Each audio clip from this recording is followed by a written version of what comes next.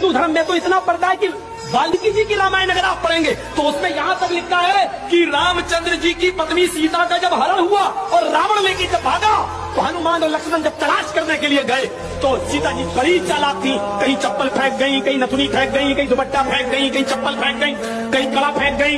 हनुमान एक एक चीज, ये चप्पल किसकी है? लक्ष्मण कहते मेरी भाभी की है सीता की। चलो इसी रास्ते से ले गया। और आगे दुपट्टा मिला, ये दुपट्टा किसका है? ये दुपट्टा भी मेरी भाभी का, सीता का।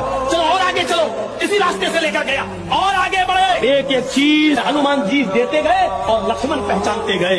लास्ट में नाक में पहनने वाली नथुनी मिली, नथुनी।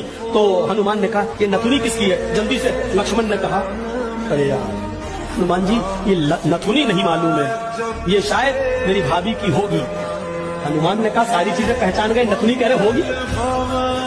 तो हनुमान जी के इस प्रश्न पर क्या जवाब दिया लक्ष्मण ने? हनुमान जी ये नथुनी अगर मेरी भाभी की थी भी तो मेरी भाभी नाक में पहनती थी, इसलिए मैं नहीं पहचान पा रहा हूँ, क्योंकि मैंने आज तक अपनी भाभी का चेहरा नहीं देखा। तो क्यों?